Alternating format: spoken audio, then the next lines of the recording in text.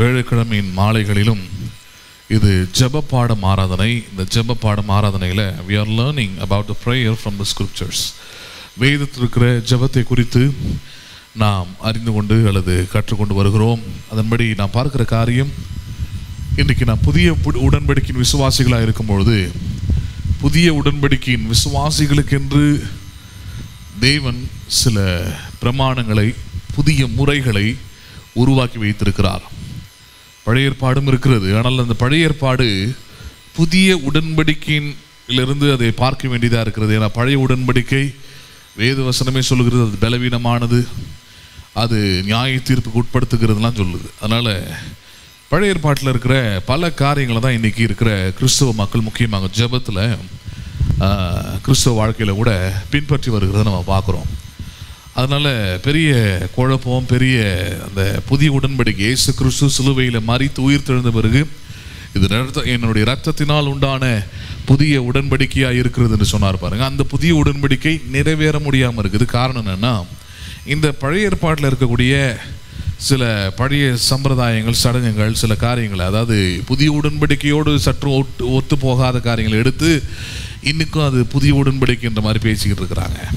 அதனால தான் இதை முக்கியமாக ஜெபம்னு வரும்போது, ஜெபத்தில் ரொம்ப அதிகமான அந்த பழைய காரியங்களை நுழைச்சி வச்சுருக்கிறாங்க. அதனால தான் புதிய உடன்படிக்கையின் விசுவாசிகள் புதிய உடன்படிக்கையின் அடிப்படையில் ஜெபங்களை நாம் அறிந்திருக்கொள்ள வேண்டும், கற்றுக்கொள்ள வேண்டும், ஜெபிக்க வேண்டும் என்பதை நம்ம பார்க்குறோம்.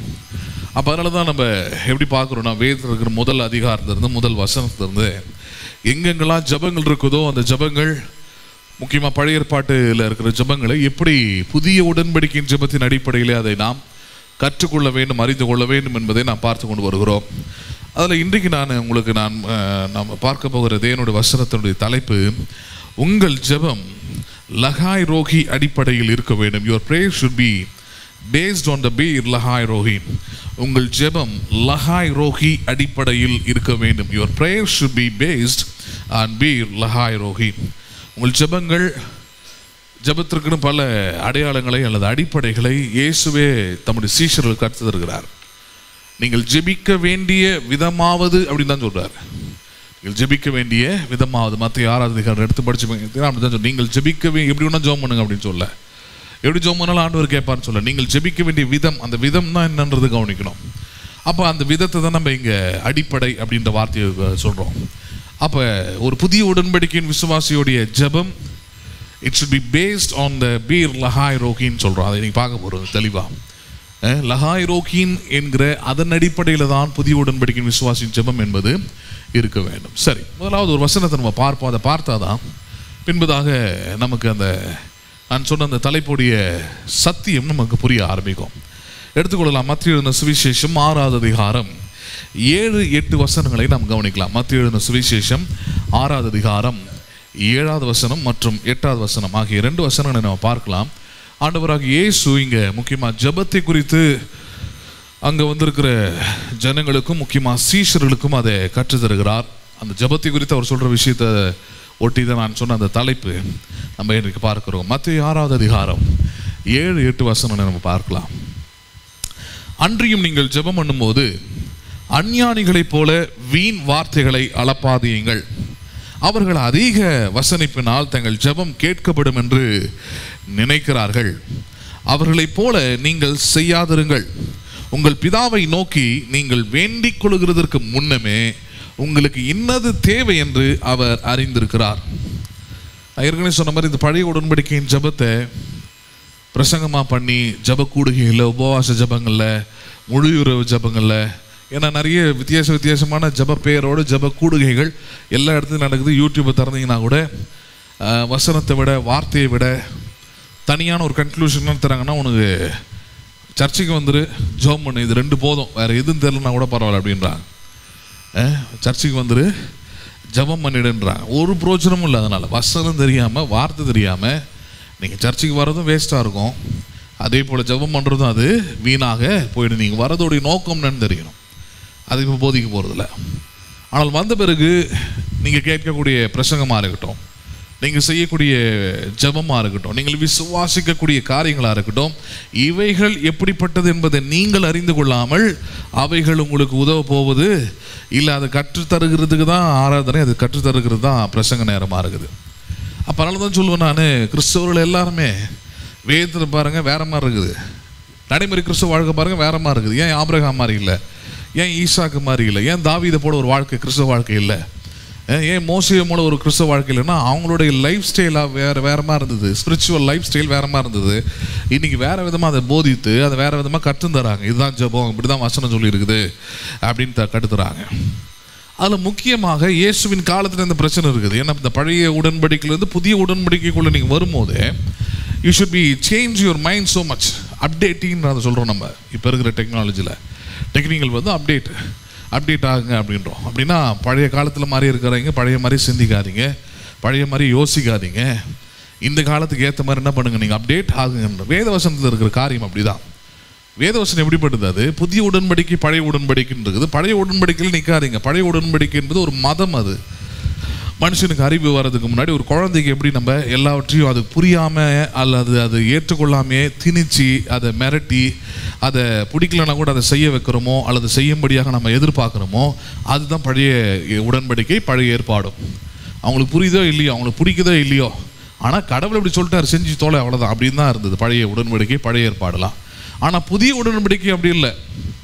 இயேசு கிறிஸ்து தம்முடைய ரத்தத்தினால் உண்டாக்குன புதிய உடன்படிக்கை எப்படி இருக்குது, அந்த புதிய உடன்படிக்கையை பற்றி, அந்த ரத்தத்தினால் உண்டாயிருக்கிற உடன்படிக்கையை பற்றி தான் பவுல் பேசும்போது தான் சொல்கிறாரு 1 கொரிந்தியர் 13 உங்களை நீங்களே நிதானித்து அறியுங்கள். யாரும் உங்களை ஃபோர்ஸ் பண்ண வேண்டியதில்லை, யாரையும் கட்டாயப்படுத்த வேண்டியதில்லை, யாரையும் வந்து மிரட்ட வேண்டியதில்லை, ஒன்றும் செய்ய வேண்டியதில்லை. உங்களை நீங்களே நிதானித்து உங்களுக்கு பிடிச்சிருந்தா உங்களுக்குள்ள ஆவியானவர் பேசுனா நீங்கள் அப்படி என்ன பண்ணுங்கள், நீங்கள் செயல்படுங்க, செய்யுங்க. அதுதான் புதிய உடன்படிக்கை நமக்கு தந்திருக்கிற ஃப்ரீடம், சுதந்திரம். அப்போ ஜெபம்னு வரும்போது பாருங்கள் அது ரொம்ப முக்கியமானதாக இருக்குது. ஜெபம்னு வரும்போது இயேசு கிறிஸ்துவே இதை போதிக்கிறார் பாருங்கள். ஜெபம் எப்படி ஜெபம் செய்யணும்னு போதிக்கிறாரு. போதிக்கும் போது சொல்கிறார், அன்றியும் நீங்கள் ஜெபம் பண்ணும்போது அஞ்ஞானிகளைப் போல வீண் வார்த்தைகளை என்ன பண்ணாதிருங்கள், நீங்கள் அளப்பாதீங்கள்டார். ஃபர்ஸ்ட் பாயிண்ட் என்ன வைக்கிறாரு, நீங்கள் ஜெபம் பண்ணும்போது when you going to pray, ஜெபம் பண்ணும்போது உங்கள் ஜெபம் எப்படி இருக்கணும்னா அஞ்ஞானிகளைப் போல வீண் வார்த்தைகளை என்ன பண்ணாதிருங்கள், நீங்கள் அளப்பாதீங்கள்டார். Don't use the useless word in the prayer. அஞ்ஞானிகள்ன்றார், அறிவற்றவர்கள். அப்படின்னா வசனத்துடைய அறிவே இல்லாதவர்கள். அவர்கள் தான் பார்த்தீங்கன்னா என்னென்னவோ பேசிக்கிட்டு இருப்பாங்க.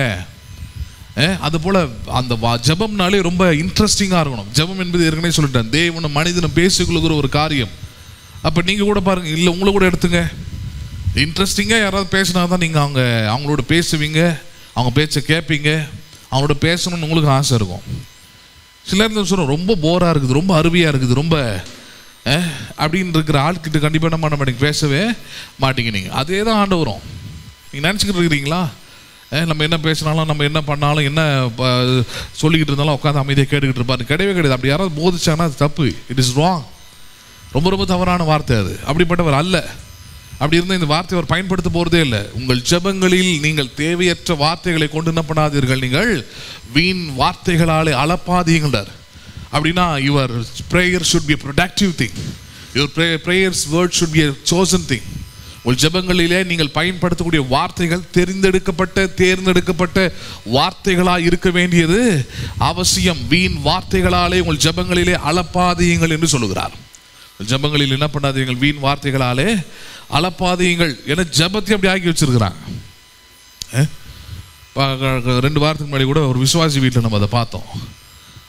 எத்தனை பேர் கவனிச்சிக்கின்னு தெரியாது. அதில் ஒரு அம்மா சொல்கிறாங்க, வீட்டில் இப்போ தாங்க ஜோம் பண்ணிட்டு வந்துருக்குறாங்க. ஆனால் அந்த யாருக்காக போனோமோ அந்த அம்மாவுக்கு வந்து நிறைய வரல. இந்த கார் ஷெட்டில் ஒரு ப்ரேயர் வச்சுருக்கோம். இங்கே என்ன பண்ணினா அவர் வந்திருக்கிறாரு, அவர் பின்னாடி உட்காந்துருக்கிறாரு, அவர் பாட்டும் பாடல, கையும் தட்டல, ஆராதனையில் இன்ட்ரெஸ்டே இல்லை அவருக்கு. அப்படிப்பட்டவர் ஒருத்தர் கூப்பிட்டு, இவ்வளோ நேரம் நீங்கள் பிரசங்கம் பண்ணாலும் இவ்வளோ நேரம் ஜெபம் பண்ணாலும் அதெல்லாம் பார்த்தாதுங்க, அவர் என்ன பண்ணோம், ஜெபம் பண்ணணும்னு கூப்பிட்டுச்சு. தப்பு கிடையாது. கூப்பிட்ட பிறகு அவர் கிட்டத்தட்ட ஒரு 10 நிமிஷமாக ஜெபம் பண்ணுறாரு. எதுக்கு ஜெபம் பண்ணுறாரு, என்ன 10 நிமிஷம் அங்கே நான் ஜெபம் பண்ண வேண்டியது இருக்குதுன்னு எனக்கே புரியல.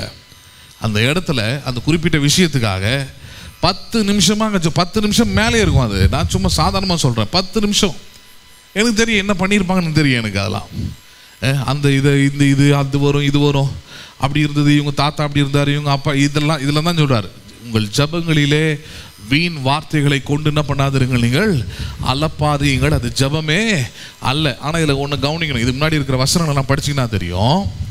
அதில் என்ன சொல்கிறாரு, இந்த வீண் வார்த்தைகளால் அலப்புகிற ஜபம் இருக்குல்ல, இது இந்த மதவாதிகள் அஞ்ஞானிகளாக இருக்கக்கூடிய சில கிறிஸ்தவர்களுக்கு ரொம்ப பிடிக்கும்.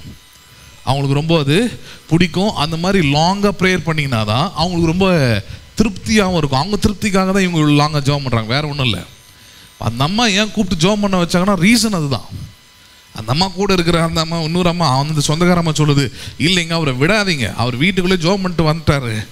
ஏன்னா அந்த அம்மாவுக்கு தெரிஞ்சிருக்குது, இந்த ஆளை விட்டான்னா 10 நிமிஷம் ஜெபம் பண்ணுவோம், எல்லாம் சாப்பாட்டுக்கு நேரம் ஆகிடுச்சு, பசியில் இருக்கிறாங்க, 1:30 மணி ஆகிடுச்சு, அதனால் வேணாம் அப்படின்னு அந்த அம்மா சொல்லுது. சரி, இருக்கிற சூழ்நிலை அது மாதிரி இருக்குது, அந்த அம்மா விரும்புதே அப்படின்னு நம்ம இறங்கி போனால், அவர் பார்த்தீங்கன்னா நான் அப்புறம் மைக்கில் நல்ல வேலை கொடுக்கல, காதில் இருந்து ரத்தம் வந்திருக்கும். அவர் தனியாக அவர் பாட்டு ஜெபம் பண்ணிக்கிட்டே இருக்கிறார். டேபிள் போட்டாங்க, இலை போட்டாங்க, எல்லாம் போட்டாங்க. அதுக்கு ஒரு 10 நிமிஷம் நிற்கிறாங்க எல்லாரும். ஏன்னா அவர் ஜெபம் பண்ணுறாரு. ஜெபம் பண்ணும்போது டேபிள் எடுத்துட்டா ஆண்டவர் கோச்சிப்பார். பிரசங்கம் பண்ணிட்டு ஆராதனை நடத்திட்டு நான் நின்றுக்கிட்டு இருக்கிறாங்க. சட்டு போட்டுன்னு டேபிள் போட்டு கவனிப்போன்னு கிடையாது. இப்போ நீங்களாம் இங்கே வரீங்க, இங்கே டைனிங் நடக்குது பார்க்குறீங்க. ஆமேன்னு சொன்ன உடனே இன்னும் பரபரப்பா கடை டேபிளை போட்டு சேரை போட்டு இருங்க எல்லாருக்கும் ஒவ்வொரு வாட்டி ஜெபம் பண்ணிட்டு வருவோம் அப்படின்னா எப்படி இருக்கும் உங்களுக்கு? நான் கேட்குறேன், சொல்லுங்க பார்ப்போம்.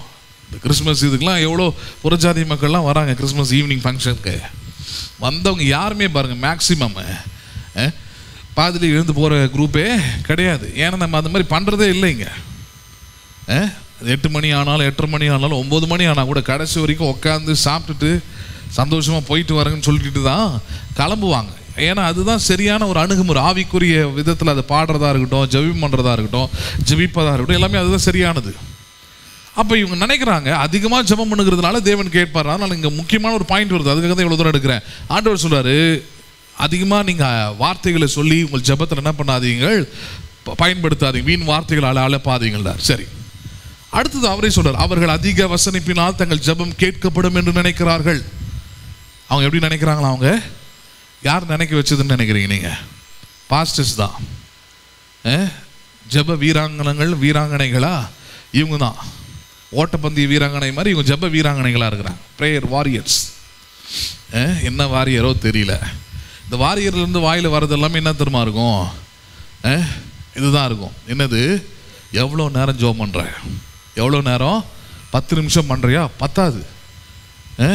இன்னும் ஒரு அரை மணி நேரம் பண்ணு, இன்னும் ஒரு 1 மணி நேரம் பண்ணு. எனக்கு தெரியும் அலாரம் வச்சு பண்ணுறவங்களாம் இருக்கிறான். சரியா 1 மணி நேரம் பண்ணிடணும் பிரதர், சரியா 1/4 மணி நேரம் பண்ணிடணும் பிரதர். இதை தான் இங்கே சொல்கிறார், அதிக வசனிப்பினா உங்கள் ஜெபம் கேட்கப்படும் என்று என்ன பண்ணாதிருங்கள், நீங்கள் எண்ணாதிருங்கள். நினைக்காதீங்க நான் டைமிங்கை பார்த்து அல்லது உங்களுடைய எவ்வளோ நேரம் நீங்கள் ஜெபம் பண்ணுறீங்க அந்த நேரத்தை பார்த்து உங்களுக்கு ஆசீர்வாதத்தை தருகிற தேவன் அல்ல. உங்கள் ஜெபத்தில் என்ன ரைமிங் இருக்குது, என்ன டயலாக்ஸ் இருக்குது, என்ன வார்த்தைகள் பயன்படுத்துகிறீங்க, இதுதான் ஆண்டவருக்கு ரொம்ப முக்கியமானதே தவிர, எந்த விதத்தில் ஆண்டவரிடத்தில் ஜெபம் பண்ணுறீங்கன்ற அந்த முறை தான் முக்கியமானதே தவிர, எவ்வளோ நேரம் ஜெபம் பண்ணுறீங்கிறது அங்கே முக்கியமானதே அல்ல. அதிக நேரம் நீங்கள் ஜெபம் பண்ணுவதனால தேவன் அந்த ஜெபத்தை கேட்பதும் இல்லை அப்படின்றாங்க. அதனால தான் பாருங்கள், உபவாச ஜெபம்லாம் 8 மணி நேரம் வைப்பாங்க, 12 மணி நேரம் வைப்பாங்க. ஏன் அவ்வளோ நேரம் என்ன பண்ணுறீங்க?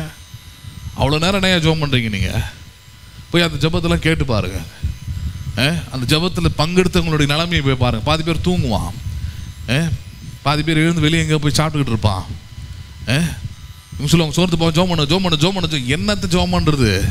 இல்லை ஜெபம் அதான் சொன்னேன், ஒரு ஆளுகிட்ட பேசும்போது அந்த வார்த்தைகள் சரியானதாக இருந்தால் அடுத்தடுத்த வார்த்தைகளை கேட்கறதுக்கு எப்படி இருக்கும்? அங்கே இனிமையாக இருக்கும். கேட்டுக்கிட்டே இருக்கலாம். நீ கேளு யாருக்கிட்ட பேசி பாருங்களேன். நீங்கள் 2 நிமிஷம் பொறுமையாக இருப்பாங்க, 3 நிமிஷம் பொறுமையாக இருப்பாங்க, அப்புறம் போய் ரம்பம் அப்படின்னு சொல்லிட்டு கிளம்பி போய்கிட்டே இருப்பாங்க. அவ்வளோதான், முடிஞ்சு போச்சு.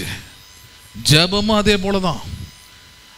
அதிக நேரத்தினால தேவன் உங்களை ஜெபத்தை கேட்பாங்கன்னு போதிக்கிறது அது ஒரு பழைய மட்டமான ஒரு சிந்தனை, மட்டமான ஒரு மத யோசனை. அது இயேசு அதை உடைக்கிறாங்க. அவங்களோட அதிக வசனிப்பினால் தங்கள் ஜெபம் கேட்கப்படும் என்று நினைக்காதிருங்கள். சிலர் ஜெபம் பண்ண விட்டா போதும், அந்நிய பாஷை பேசுறேன்ட்டு எதையோ ஒன்றுத்தில் கலன்னு நின்று இருப்பாங்க. அது ஒரு 20 நிமிஷம் போகும், டைம் வேஸ்ட்டு.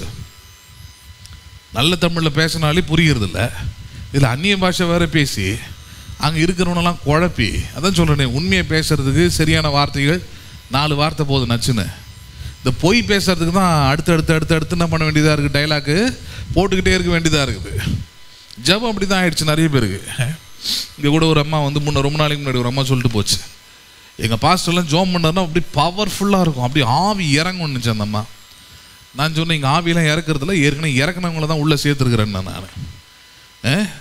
ப்ரேயர் பண்ணுவாராம், ப்ரேயர் பண்ணும்போது ஆவி இறங்குமா, அப்புறம் எங்கே போகுது அது? நான் குக்கருக்குள்ளே இருக்கிற ஆவியா?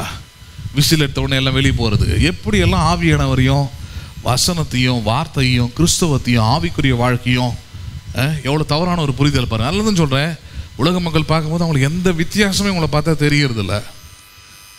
நம்ம போய் சர்ச்சுக்கு வாங்க, ஆண்டவர் நல்லவர், முதல்ல உன் வாழ்க்கையில் அது மாதிரி ஒன்றும் தெரியலையே எனக்கு. நான் கட்டியிருக்கிற வீடு நீ கட்டியிருக்கிற, நான் போகிற மாதிரி தான் வேலைக்கு நீயும் போகிறேன், நான் பெற்றுக்கிற மாதிரி தான் புள்ளியை நீயும் பெற்றுருக்கிற, நீ என்ன பெரிய வித்தியாசம்? இப்படி தான் அவங்க யோசிக்கிறாங்க. அவங்க யோசிக்கிறதுல எந்த தப்பும் கிடையாது.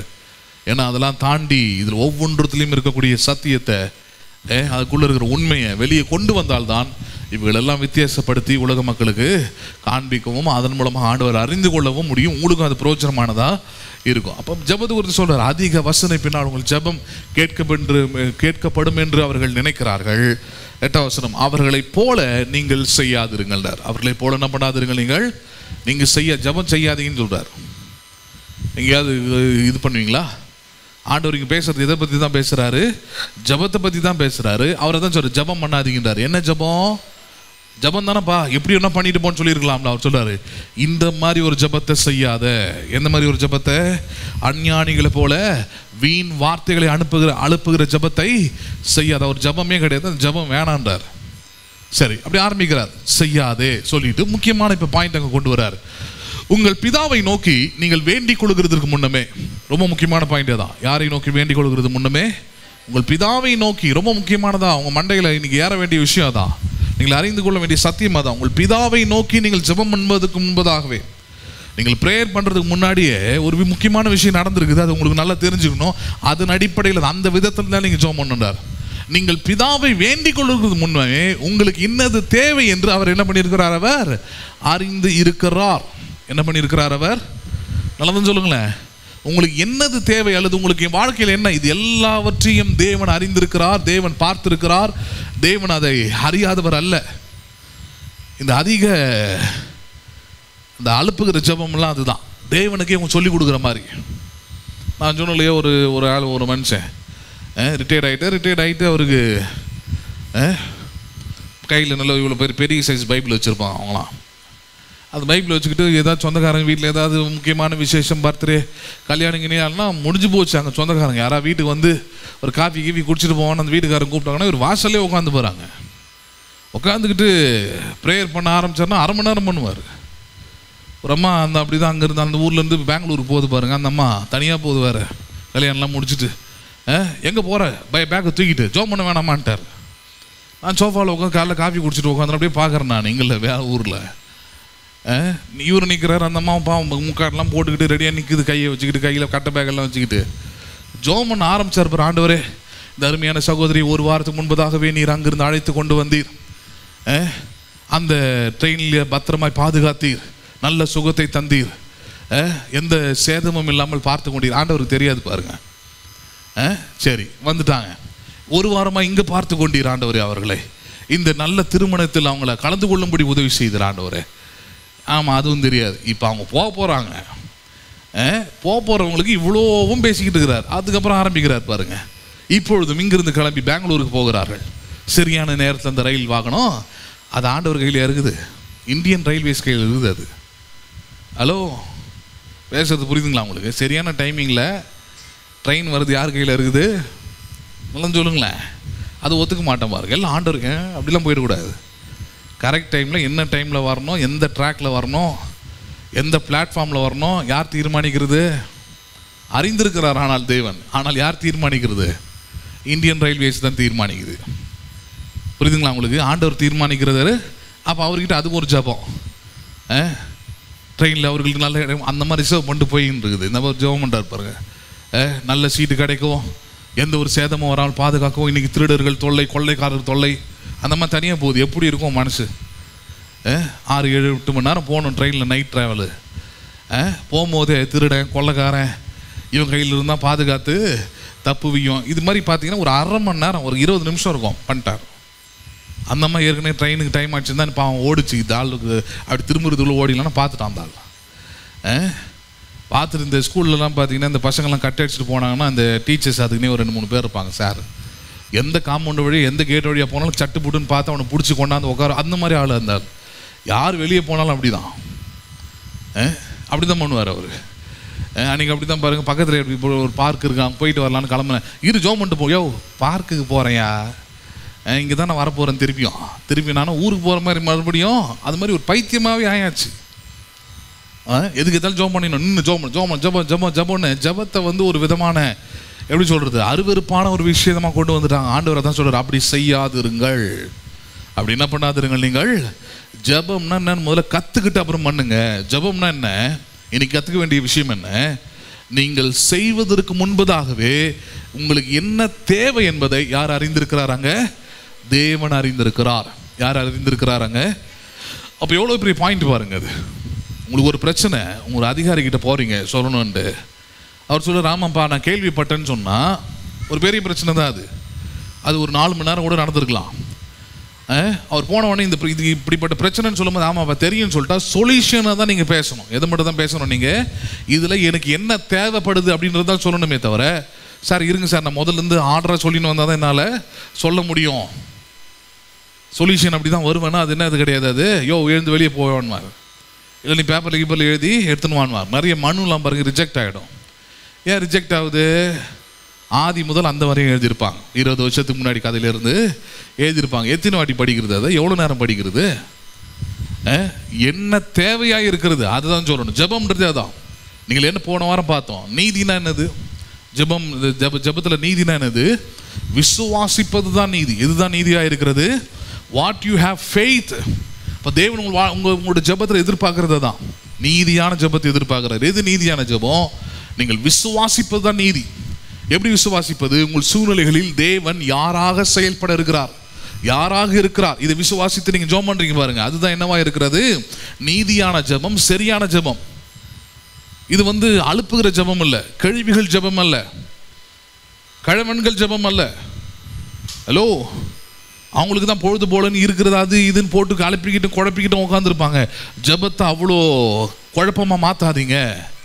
நீங்கள் ஜெபிக்கும் போது தெரிந்து கொள்ள ஒரு விஷயம், எனக்கு என்ன சூழ்நிலை, நான் என்ன மனநிலையில் இருக்கிறேன், எனக்கு என்ன பிரச்சனை இருக்குது, எனக்கு என்ன வியாதி இருக்குது, எனக்கு என்ன பலவீனம் இருக்குது, எனக்கு என்ன தேவை இருக்குது, இது எல்லாவற்றையும் நான் ஜெபிப்பதற்கு முன்பதாகவே என் தேவன் தெரிந்து இருக்கிறார்.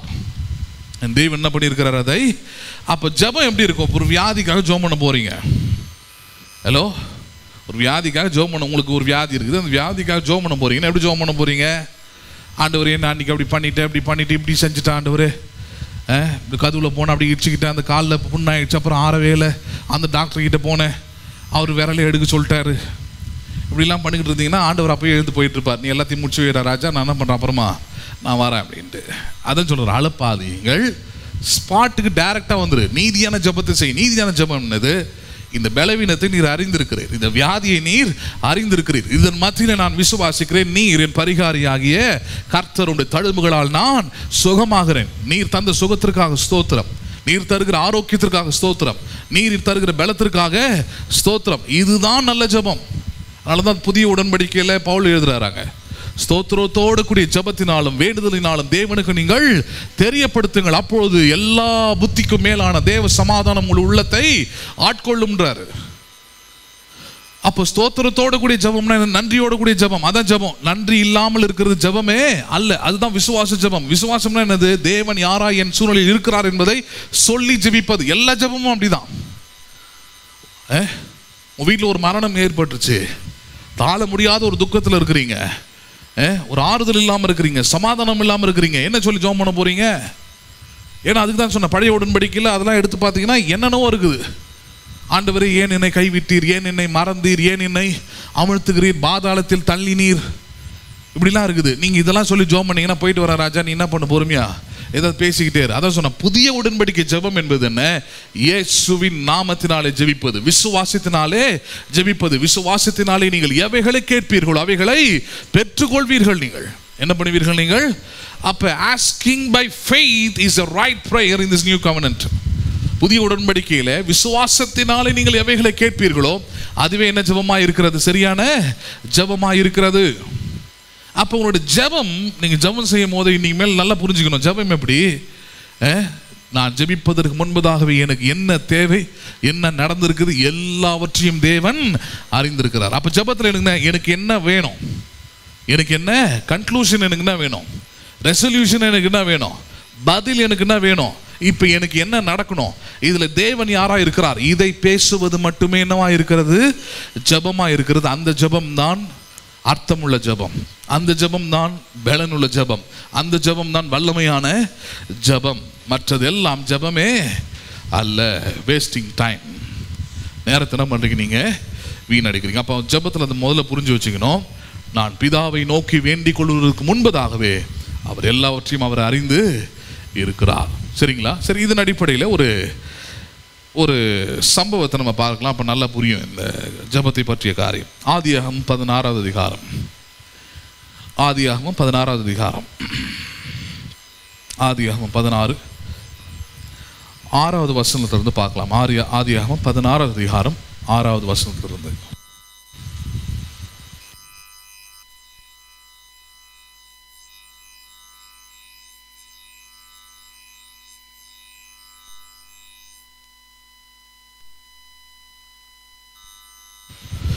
ஆதியாகமம் 16:6 அதற்கு ஆபிராம் சாராயை நோக்கி, இதோ உன் அடிமை பெண் உன் கைக்குள் இருக்கிறாள், உன் பார்வைக்கு நலமானபடி அவளுக்கு செய் என்றான். அப்பொழுது சாராய் அவளை கடினமாய் நடத்தினபடியால் அவளை விட்டு ஓடி போனால், கர்த்தருடைய தூதனானவர் அவளை வனாந்தரத்திலே சூருக்கு போகிற வழி அருகே இருக்கிற நீரூற்றண்டையில் கண்டு, சாராயின் அடிமை பெண்ணாகிய ஆகாரே, எங்கிருந்து வருகிறாய், எங்கே போகிறாய் என்று கேட்டார். அவள், நான் என் நாச்சியாராகிய சாராயை விட்டு ஓடி போகிறேன் என்றாள். அப்பொழுது கர்த்தருடைய தூதனானவர், நீ உன் நாச்சியார் அண்டைக்கு திரும்பி போய் அவள் கையின் கீழ் அடங்கியிரு என்றார். பின்னும் கர்த்தருடைய தூதனானவர் அவளை நோக்கி, உன் சந்ததியை மிகவும் பெருக பண்ணுவேன், அது பெருகி எண்ண முடியாததா இருக்கும் என்றார். பின்னும் கர்த்தருடைய தூதனானவர் அவளை நோக்கி, நீ கர்ப்பவதியாய் இருக்கிறாய், ஒரு குமாரனை பெறுவாய், கர்த்தர் உன் அங்கலாய்ப்பை கேட்டபடியினால் அவனுக்கு இஸ்மவேல் என்று பெயரிடுவாயாக. அவன் துஷ்ட மனுஷனாயிருப்பான், அவனுடைய கை எல்லாருக்கும் விரோதமாகவும் எல்லாருடைய கையும் அவனுக்கு விரோதமாகவும் இருக்கும், தன் சகோதரர் எல்லோருக்கும் எதிராக கூடியிருப்பான் என்றார். அப்பொழுது அவள், என்னை காண்பவரை நானும் இவ்விடத்தில் கண்டேன் அல்லவா என்று சொல்லி தன்னோடு பேசின கர்த்தருக்கு, நீர் என்னை காண்கிற தேவன் என்று பெயரிட்டாள். ஆகையால் அந்த துறவு பெயர் லகாய் ரோகி எனப்பட்டது. அது காதேசுக்கும் பாராத்துக்கும் நடுவே இருக்கிறது. இந்த சம்பவத்திலிருந்து தான் இன்னைக்குரிய தலைப்பை நம்ம பார்க்க போகிறோம். உங்கள் ஜெபம் லகாய் ரோகி அடிப்படையில் இருக்க கடவுது அப்படின்றத நம்ம பார்க்குறோம். சரி, என்ன சம்பவம் இங்கே நம்ம எல்லாருக்குமே தெரியும். இதுக்கு முன்னதான அதிகாரத்துலலாம் நம்ம கடந்த ஜெப ஆராதனையில் பார்த்துருந்தோம். ஆபிரகாம் வேற ஒரு திட்டத்தில் இருக்கிறான். தன் வீட்டில் இருக்கிற எலியேசர் சிறு வயதிலிருந்து வளர்கிறான். அவனை தன் வீட்டுடைய அடுத்த சந்ததியாய் அவனை தேர்ந்து கொள்ளலாம் அப்படின்னு முடிவில் இருக்கும்போது ஆண்டவர் பேசி, இவன்லாம் அவனோட சந்ததியாய் இருக்க முடியாது, நான் உனக்கும் சாராளுக்குமே ஒரு குழந்தையை தருவேன், அவன்தான் சந்ததியாக இருப்பான்லாம் பேசுகிறார்.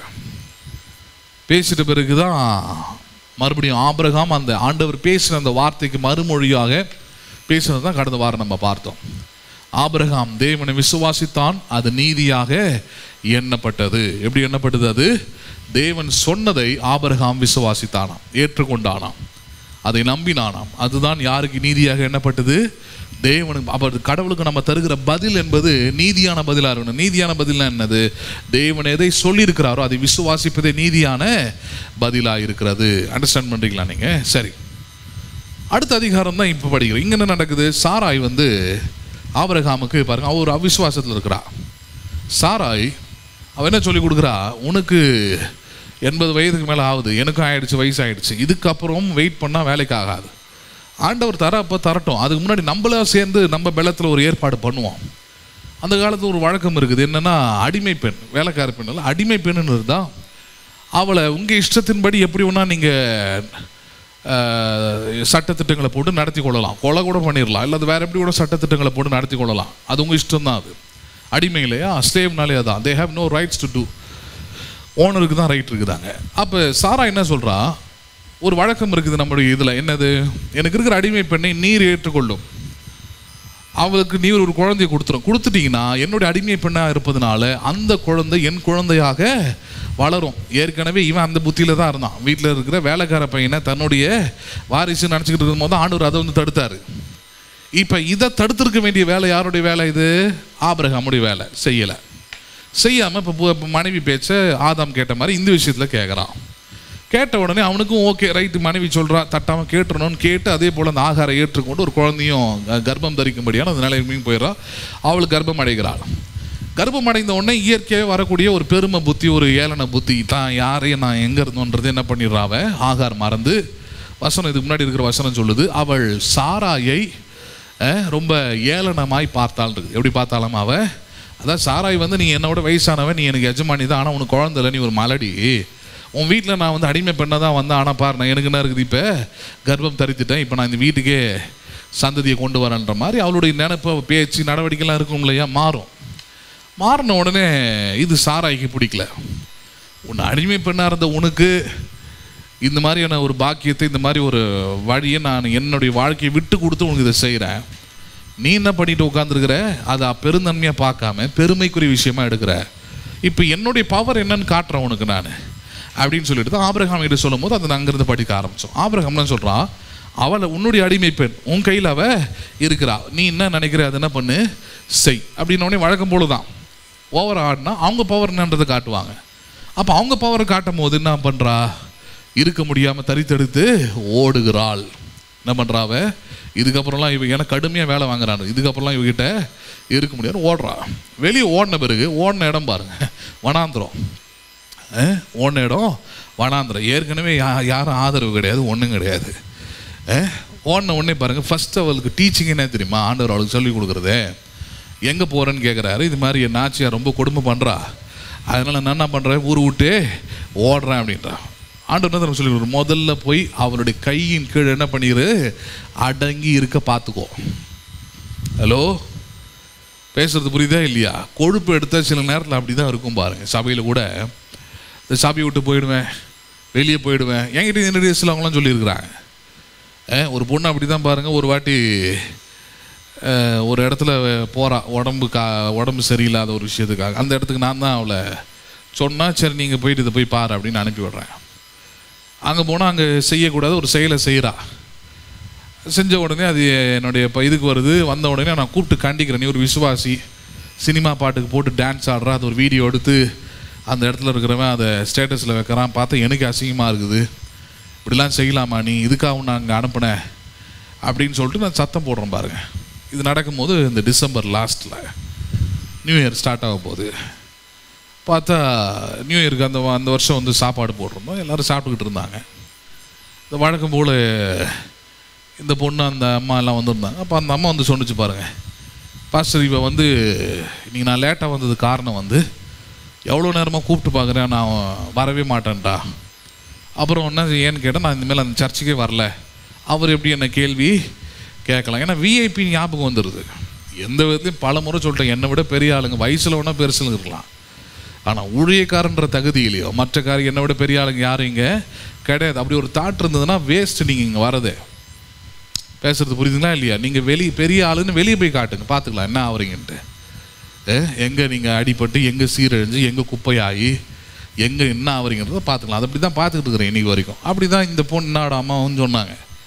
அவர் எப்படி என்னை கேள்வி கேட்கலாம், சினிமா பாட்டுக்கு டான்ஸ் ஆடுறேன் எப்படி கேட்கலாம், அதனால் நான் சர்ச்சுக்கு வரமாட்டேன் நான், அவ்வளோதான். நான் சொன்னேன் ஒன்றும் பிரச்சனை இல்லை, அவள் இஷ்டம். அப்புறம் அவள் சொல்லி ஒரு 3-4 மாதத்தில் கல்யாணம் ஆகிட்டு போயிட்டு இதெல்லாம் ஏற்கனவே சொல்லிடுங்க, கல்யாணம் ஆகும்போது கூட வந்துட்டு போகிறேன்னு கூட சொல்லலை, வாங்கன்னு யாரும் சொல்லலை. அந்த மாதிரி ஒரு தரங்கட்ட ஒரு விசுவாசிங்க, அதான் சொல்லுவோம், தரங்கட்ட மனிதர்கள். எங்கேயுமே நீங்கள் இந்த மாதிரிலாம் பண்ண முடியாது. ஒரு வேலை செய்கிற இடத்துல கூட நீங்கள் போகிறீங்க, 1000 பிரச்சனை இருக்குது, உன் மேல் அதிகாரிக்கிட்ட கடைசி நாளில் கூட போயிட்டு வரேன்னு சொல்லாமல் கிளம்பிட முடியுமா? பென்ஷனில் கை வைப்பான், ரிட்டையர்மெண்ட்டில் கை பயம் இருக்குது இல்லைங்க.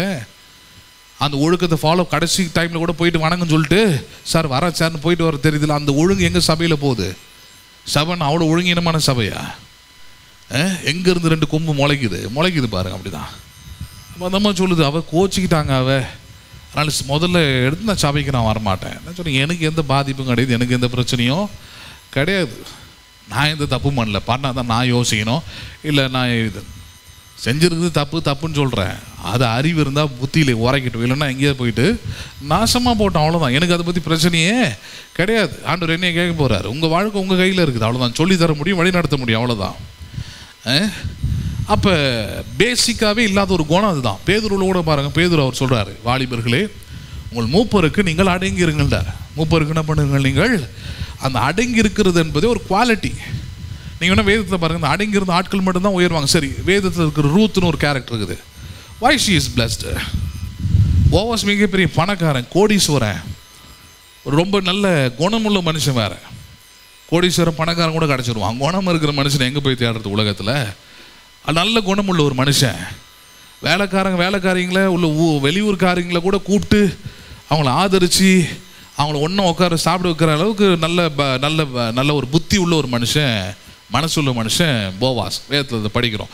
அப்படிப்பட்ட ஒரு மனிதன் ரூத்தை தெரிந்து கொண்டு அவளுக்கு ஒரு வாழ்க்கையை கொடுத்து அவளை அந்த மேன்மையில் பங்கு பெற செய்கிறான்னா, ரூத்துக்கு இருந்த குவாலிட்டி என்ன? எதனால செஞ்சார்? அனாதன்றதுனால ஆண்டவர் செஞ்சாரா?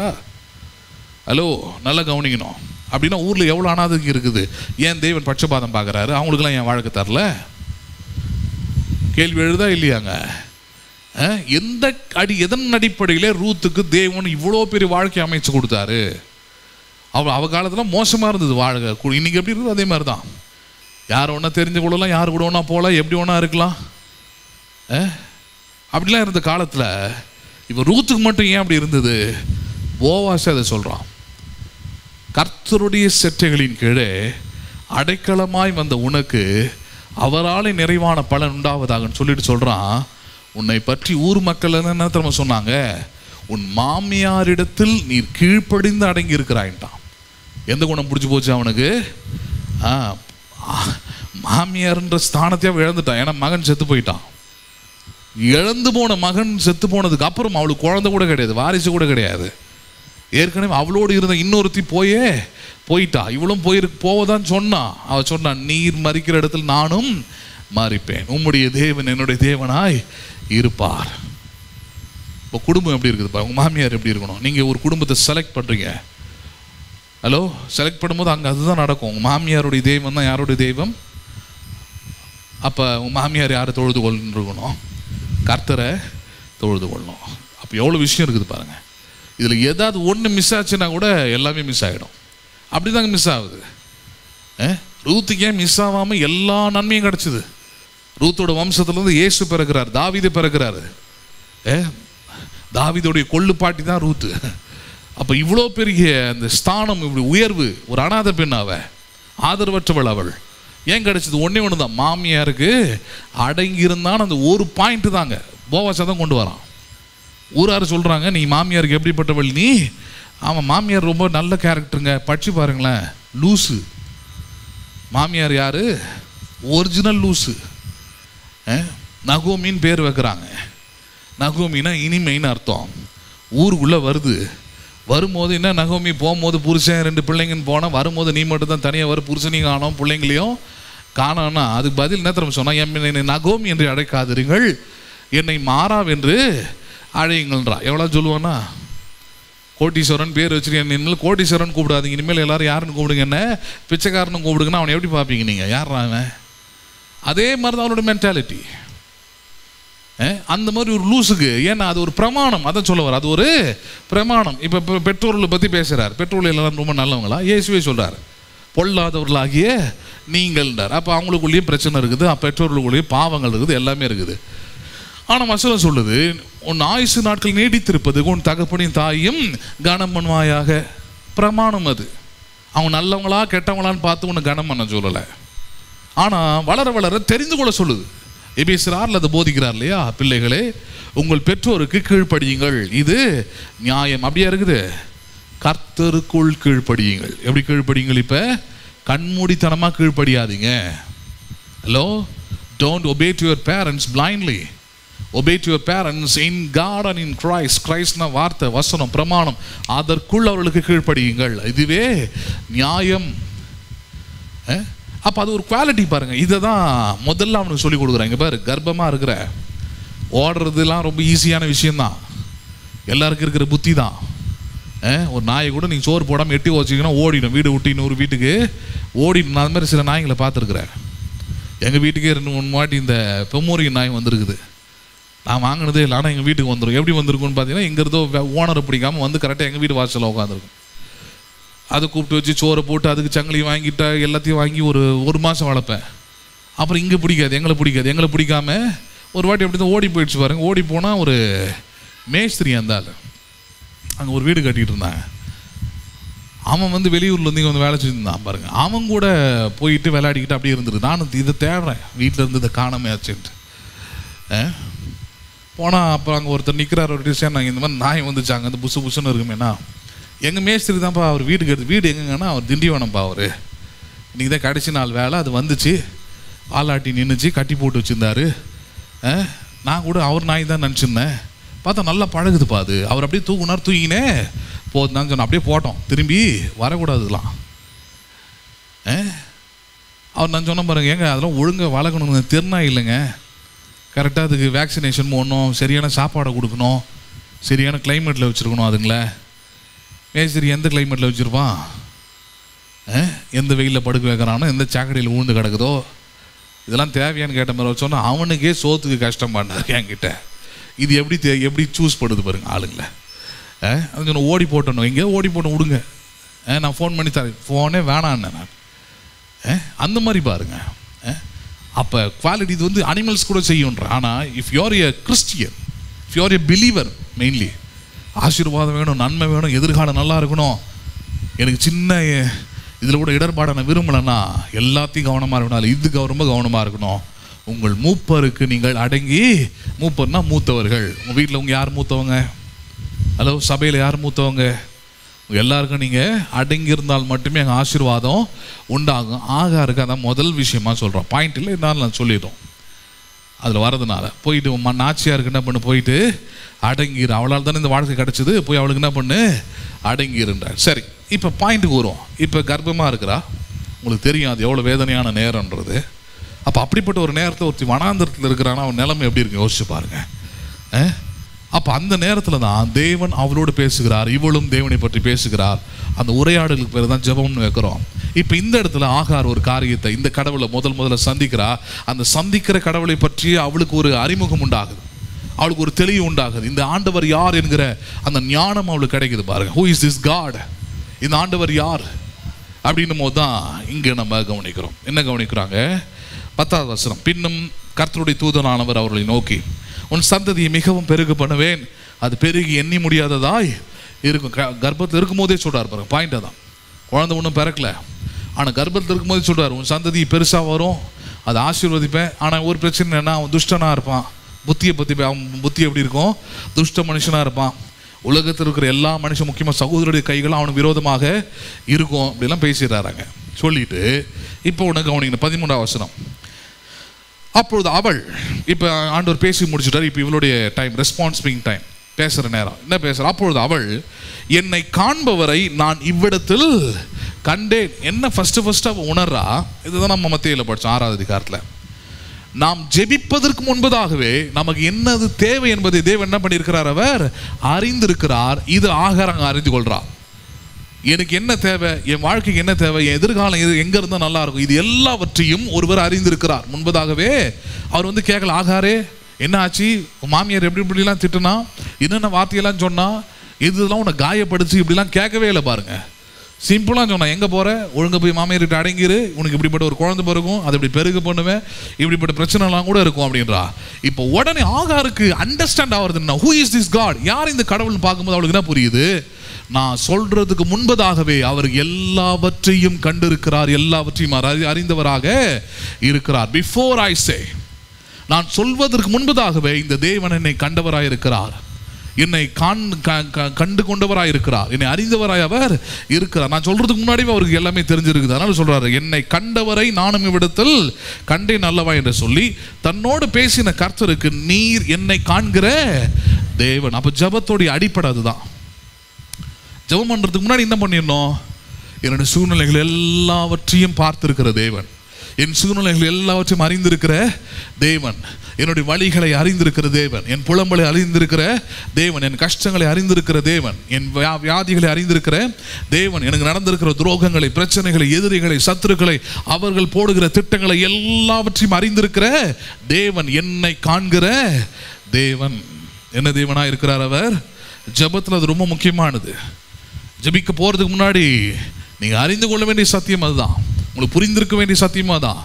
ஜெபிப்பதற்கு முன்பதாகவே உங்கள் பிதா உங்களை குறித்து என்ன பண்ணியிருக்கிறார்? அவர் அறிந்து வைத்திருக்கிறார். அதனால அதிகமான வசனிப்புகளை, அதிகமான வார்த்தைகளை கொண்டு ஜெபத்தில் அளப்பாது இருங்கள் என்று சொல்லுகிறார்.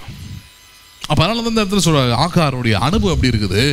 என்னை கண்டவரை நானும் கண்டேன், அவர் என்னை காண்கிற தேவன் என்று சொல்லி 14ஆம் வசனம், ஆகையால் அந்த துறவு பேர் லகாய் ரோகி எனப்பட்டது, அது காதேசுக்கும் பாராத்துக்கும் நடுவே இருக்கிறது. முக்கியமான அந்த பேர் லகாய் ரோகி, தமிழில் லகாய் ரோகின்னு பைபிளில் வந்திருக்குது. ஆனால் அதனுடைய முழு எபிரிய வார்த்தை என்னது? பீர் லகாய் ரோகின்னு அர்த்தம்.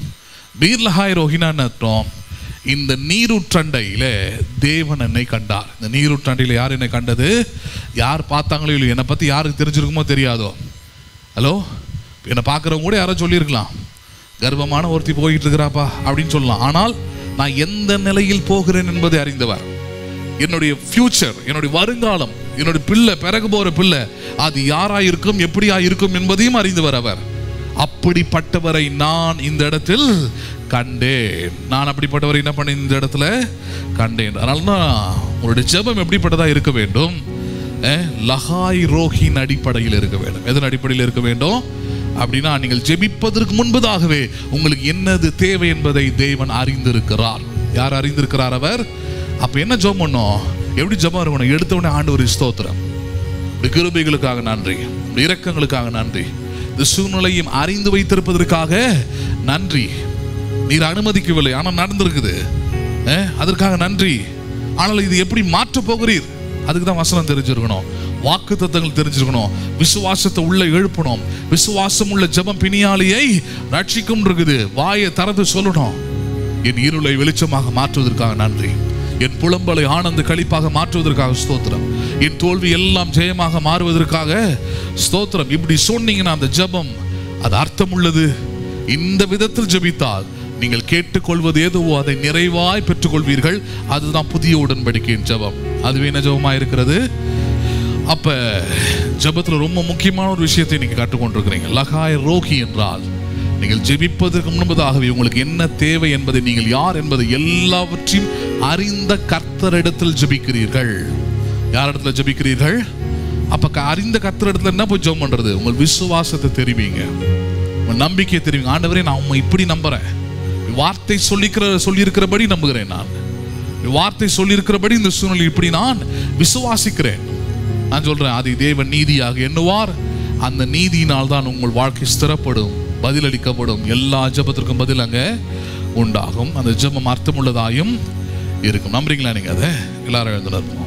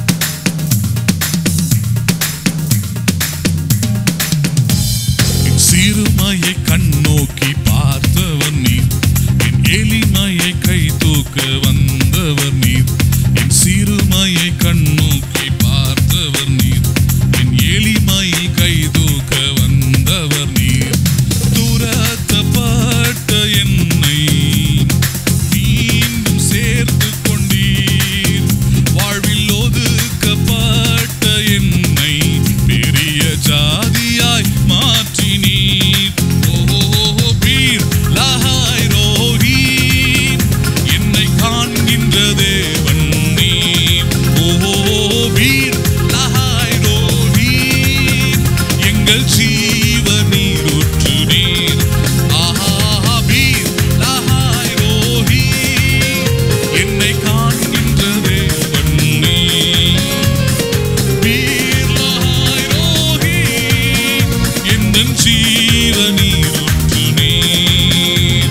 என் சிறுமையை கண்ணோக்கி பார்த்தவர் நீர், என் எளிமையில் கை தூக்க வந்தவர் நீர். என் சிறுமையை கண்ணோக்கி என் எளிமையில் வனாந்திரம் என் வாழ்வானது, பாதைகள் எங்கும் இருளானது. வனாந்திரம் என் வாழ்வானது, என் பாதைகள் எங்கும் இருளானது.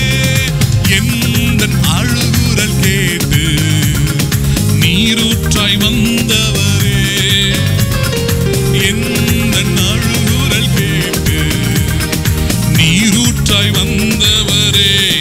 ஓ வீர் லஹாய் ரோஹி, என்னை காண்கின்ற தேவன் நீர்.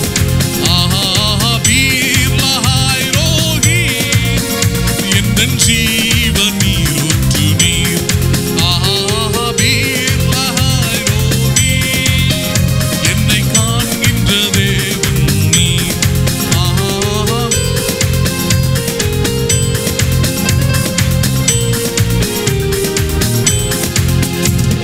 புறஜாதி என்னை தேடி வந்தீர், சுதந்திரவாளியாய் மாற்றிவிட்டீர்.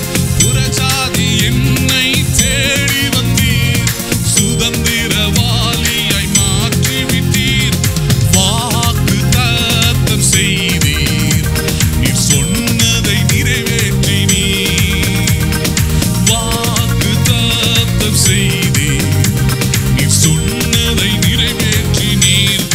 ஆஹா பீர் லஹாய் ரோஹி, என்னை காண்கின்ற தேவன் நீர்.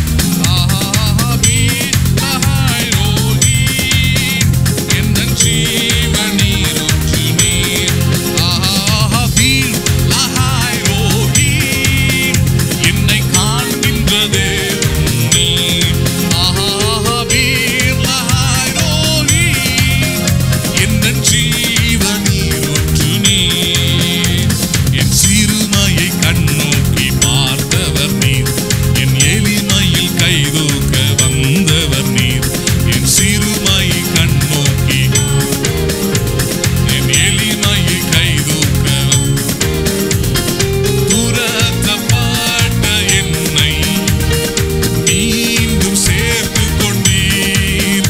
வாழ்வில் ஒதுக்கப்பட்ட என்னை பெரிய ஜாதியாய் மாற்றினீர்.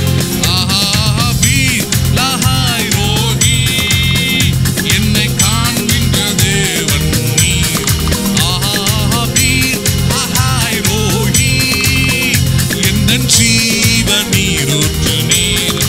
ஆஹா பீர் லஹாய் ரோஹி, என்னை காண்கின்ற தேவன் நீர். ஆஹா பீர் லஹாய் ரோஹி, எந்தன் ஜீவ நீரூற்று நீர். எங்கள் ஜீவ நீரூற்று நீர். எங்கள் ஜீவ நீரூற்று நீர். எங்கள் ஜீவ நீரூற்று நீர். ஜெபிப்போம். எங்கள் அன்பும் இரக்கமுள்ள பரலோக தகப்பனே, இந்த ஆசீர்வதிக்கப்பட்ட இந்த நல்ல ஆராதனைக்காக நன்றி செலுத்துகிறோம். ஜெபத்தை குறித்து இந்த நாளிலும் கேட்டறிந்த நம்முடைய வார்த்தைகளின்படி நாங்கள் ஜெபிப்பதற்கு முன்பதாகவே நீர் எங்களை பற்றி அறிந்தவரும் தெரிந்தவருமாயிருக்கிறீர். ஆகாருடைய சூழ்நிலையை நீர் கண்டவர். தேவரீர் அவள் யார் என்பதை அவள் சொல்வதற்கு முன்பதாகவே அறிந்து வாக்கு தத்தங்களை தந்து தேவரின் அந்நிய மனிதனாகி அவளுக்கே நீர் அப்படிப்பட்ட உதவிகளை அப்படிப்பட்ட பதிலை செய்யும் பொழுது நாங்கள் உங்களுக்கு சுதந்திரவாளியாய் இருக்கிறோம். நீர் எங்களை காண்கிற தேவனாய் இருக்கிறீர் ஆண்டவரே. எங்கள் ஜெபங்கள் ஒவ்வொன்றும் தேவரே நாங்கள் பாடின பாடல் போலவே கேட்ட வசனங்கள் போலவே அது லகாய் ரோகியாய் நீர் எங்களை கண்ட தேவனாய் இருக்கிறீர் என்பதை வெளிப்படுத்துகிற விசுவாச வார்த்தைகளும் நீதியின் வார்த்தைகளுமாக இருக்க நீர் உதவி செய்வீராக ஆண்டவரே. அப்படிப்பட்ட ஜெபிக்கக்கூடிய ஞானத்தை அறிவை கர்த்தர் தருவீராக. தேவனுடைய ஜெபத்தில் வீண் வார்த்தைகளால் அழுப்பாமல் தேவன் எதிர்பார்க்கிற விசுவாசத்தை, தேவன் எதிர்பார்க்கிற நீதியை, தேவன் எதிர்பார்க்கிற வார்த்தைகளை, வசனங்களை சொல்லி ஜெபிக்க நீர் உதவி செய்வீராக. எங்களுடைய ஜெபம் பக்திக்குரியதா இராமல், எங்களுடைய ஜெபம் வானத்தை பூமி உண்டாக்கின தேவனிடத்துல பேசக்கூடிய, அவர் விரும்புகிற, அவர் எதிர்பார்க்கிற தேவனுடைய விசுவாசத்தை, நீதியை வெளிப்படுத்தக்கூடிய ஜெபங்களாக இருக்கட்டும், வல்லமையுள்ள ஜெபங்களாக இருக்கட்டும், பதிலை பெற்று தருகிற ஜெபங்களாக இருக்கட்டும். அதற்கு இப்படிப்பட்ட சத்திய வசனங்கள் இந்த பிள்ளைகளுக்கு உதவி செய்யும்படியாக ஜெபிக்கிறோம். கூடி வந்து பார்த்த கேட்ட ஒவ்வொரு பிள்ளைகளையும் ஆசீர்வதியும். இயேசுவின் நாமத்தில் ஜெபிக்கிறோம் எங்கள் ஜீவனுள்ள நல்ல பிதாவே, ஆமென். என் ஆத்துமாவே கர்த்தரை ஸ்தோத்திரி, என் முழு உள்ளமே பரிசுத்த நாமத்தை ஸ்தோத்திரி. என் ஆத்துமாவே கர்த்தரை ஸ்தோத்திரி, கர்த்தர் செய்த சகல உபகாரங்களை மறவாதே. ஆமென். ஆசீர்வாதம் கர்த்தராகிய இயேசு கிறிஸ்துவின் கிருபையும் பிதாவாகிய தேவனுடைய அன்பும் பரிசுத்த ஆவியினருடைய ஐக்கியமும் இன்றைக்கும் என்றைக்கும் சதா காலமும் நம் அனைவரோடும் கூட இருப்பதாக. ஆமென். ஆமென். God bless you. மீண்டும் உங்களை நான் அடுத்த ஆராதனையில் சந்திக்கிறேன். கர்த்தருடைய ஆசீர்வதிப்பாராக.